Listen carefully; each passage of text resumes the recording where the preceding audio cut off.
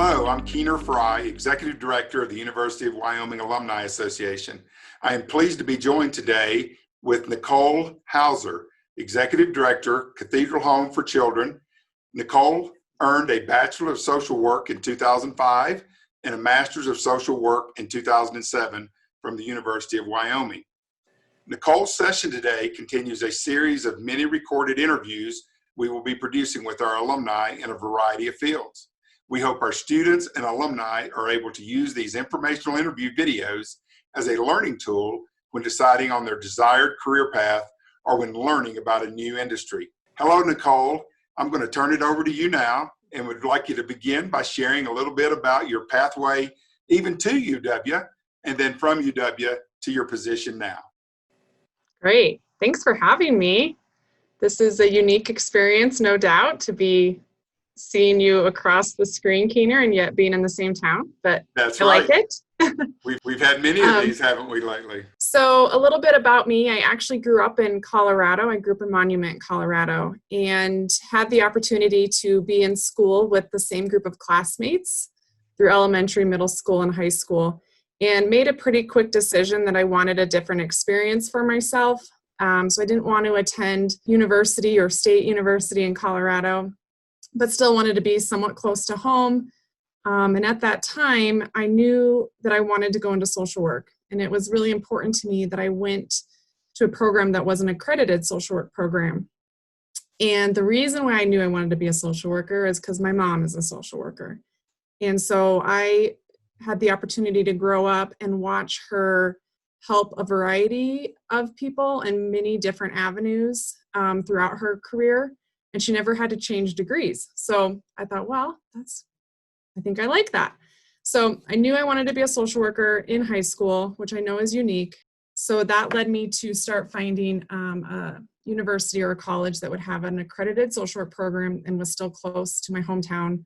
I had two younger brothers, still wanted to be somewhat a part of their world as they were growing up.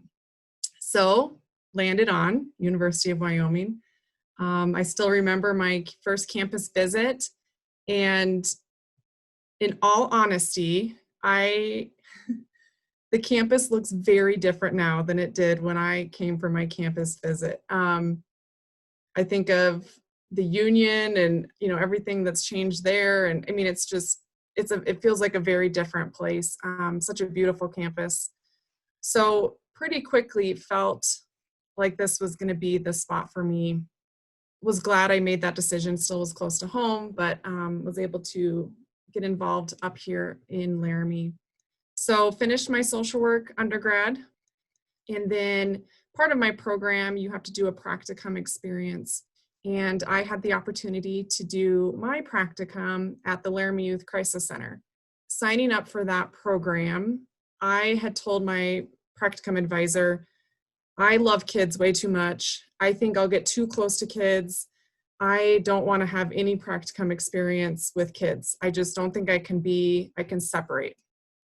Well, when you procrastinate and you forget to fill out paperwork and you're late, you really are only given one option. And now looking back, it was all meant to be. But so the only place that would take me was the Laramie Youth Crisis Center, which I am eternally grateful for.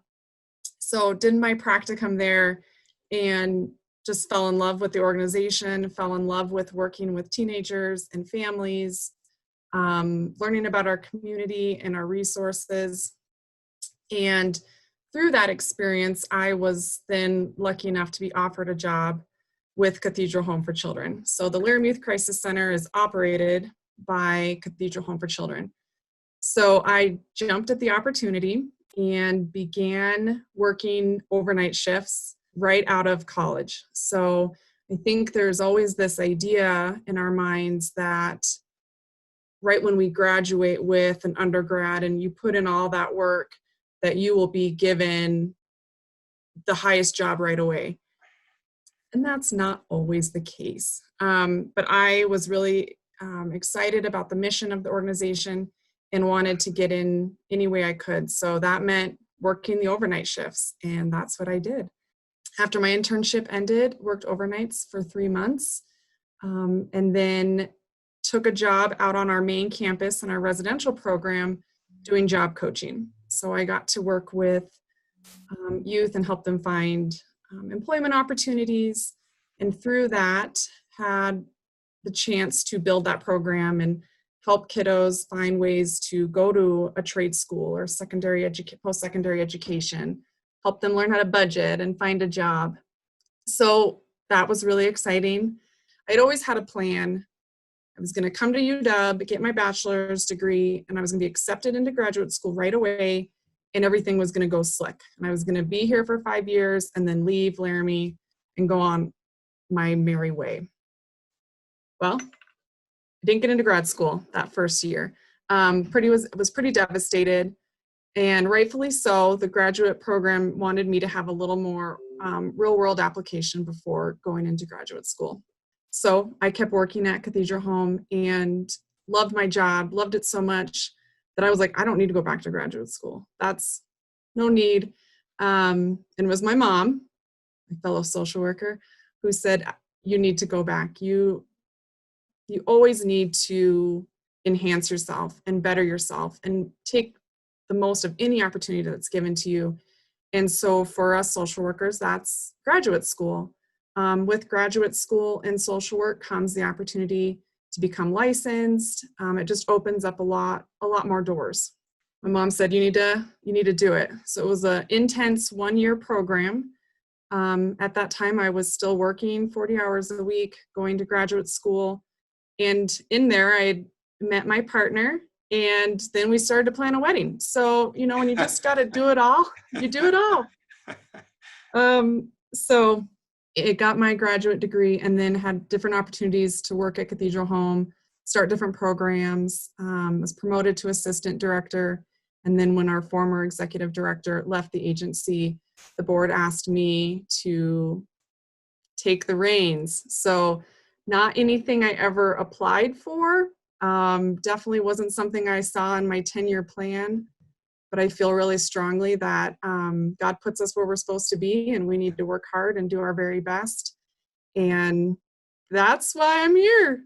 Oh, well, that is great. So for those who may not have that defined calling when they first step here, what are 3 or 4 practical attributes, areas of interest, passions that someone who is seeking out social work, what might be some of those characteristics that one would have that may look like it's a nice fit? You had a great role model, of course, with your mom and the like, but others may not have that, like I said, that defined of a path.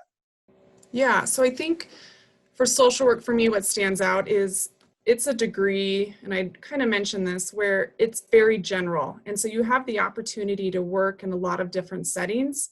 And so I think that gives a lot of flexibility. So say you start out in your career, you choose social work because you know you want to help people. I think it's a great avenue. And then let's say you start working with the older population and decide, oh, that's just not my niche. You can pivot and work with youth and not have to change your degree. So I think that's, one really great thing about it. The other piece, though, is any opportunity to volunteer or to be a part of a nonprofit or community volunteering, I think gives another way to approach kind of feeling it out, seeing if it's the right field. The other piece is it's a hard profession. You have to have a big heart. You have to love big. At the same time, you have to figure out how to turn it off. See a lot in my field that burn out pretty quickly by trying to do too much for too many people and not really taking care of themselves. So it's a fine balance. And so my other advice would be to make sure you and yourself is as whole as we can be in any moment, and that so that you can give of yourself to others and it not deplete you and deplete your family and those that you care for and love. So that's the other thing with social work. Like you can, even if you like to just sit and write policy and write grants, that this is the field for you too. So maybe even if you don't like working with people, you can still find social work aspect or an avenue. But I think if you want to be a part of something bigger than yourself, social work it's a spot to start for sure. So explain a little bit about and share a little more maybe for our students who may be watching that are thinking. So it certainly looks like there's pathways to continue into graduate school from your bachelor's, or getting the work experience and then getting it at a later time. Pros and cons of either, or just in particular the situation that one finds themselves in and making the best of it. And then, but for most advancement in social work, having that additional degree is very critical, isn't it? It really is. I mean, I think at this point, social work, the field of social work is really being sought after. Clinicians, if you're a licensed clinical social worker, you're able to bill for a lot more of your services than some of your other similar groups like counselors, some other groups. So there is a huge opportunity there. For me, what I really wanted to get everything done in that 5 years. For me, that felt like I will be the best way to handle it, and then I can move on. And what I now know, looking back, is having that even just a year of working in the nonprofit world, working as a social worker. When I went into graduate school, it was such a much richer experience. I was able to take those concepts and apply it to the situations I'd been a part of, or I'd witnessed, or I was enduring because I was still working. So for me, that really enhanced my experience. And the other piece about the social work program is they work really hard to ensure the students can keep working and then also engage in the graduate program. So while it's intense, it's on the weekends, it's in the evenings, and that is a lot because you're working and also doing that. But just the opportunity to still be able to work and go to graduate school, really appreciated that and valued that. And it was nice to have it, because I could ask my cohort in graduate school, hey, I'm dealing with this situation at work, help me talk this through. And it helped work, and it helped my graduate program as well. What developed in your career that maybe gave you a hint that, maybe actually being on the administrative side and having the skills and attributes might make sense? What did you gather through your career or did it come out of the blue that you happened to be there? And that can sometimes happen. Sometimes it just happens, right? Well, interestingly though, what I tell my staff that are moving out of that direct role and into more of an administrative role is it's hard. Like, it's hard to leave working with the clients and the kids. And I mean, that's why I started in the field and why I started at Cathedral Home. And what I realize and what I tell my staff is we don't get to do a lot of the fun stuff anymore, but our impact is greater. So the role we're taking on and ensuring that these programs can operate and can keep pushing forward, and we can navigate the regulations and write the policies, that I'm having a bigger impact and a bigger effective change. It's just how you have to look at it. And thankfully, I still get to meet with a group of kiddos every week, and they get to tell me of all the things that we should change at Cathedral Home, my little youth advisory council. And so it's those little snippets that remind me of the work and why I do it. But I think it's just helping people realize the value of the administrative side and how it contributes to the bigger picture. Had you had any crisis externally generated anywhere near the COVID-19 situation? Have we at work? Have you ever had another crisis that a pandemic like this? Looking at your work in a different way and safety and health and well-being? I mean, your life is safety and health and well-being for these young people. But have you ever had in your career anything even a challenge to you like that? We've had, I would say, smaller isolated events that have definitely changed the way we practice or the way we provide a service or have impacted me personally. But man, to be in this global pandemic right now, where we're all in it and it's all affecting us differently, is something I don't think any of us can ever say we've experienced, or hopefully may not. But what's interesting is I work with kiddos who are carrying a lot of trauma and who've been through so much and just have huge weights on their shoulders. And I think to also feel that as an administrator and person caring for employees and kiddos, it gave me a little glimpse into what our kiddos endure and just reminded me how resilient and tough and amazing they are. So it's given me that perspective right now of, okay, we can do this. We have people in our communities across the world that are been carrying a lot already. And they're doing it, so we can do it too. And we can get through this together. But no, nothing like this in my career, but just other small, well, not small to us, but events that have occurred that have definitely changed our course of practice. I think it provides a great lesson for those that may be following behind you. You can have the plans and systems in place, and there are some things sometimes out of your control. And as an administrator, you can't make excuses, you can't blame, you can't go, whoa, woe is me. You have to take what's given you and adjust it and think of your mission and keep moving forward with it. And I'm sure you've done it with grace and expertise and all kinds of things. But as you look back, is there anything as you pursued your career that you would do differently? Or I waited too long to take my clinical licensing exam. So for anybody that's in graduate school right now, do that as soon as you can. I had to relearn all sorts of theories. And again, I thought, I don't need to be a licensed clinical social worker. I'm just going to write policy. And don't do that. If you ever have an opportunity to get a certification, to get licensed, jump at it right away. Don't put it off.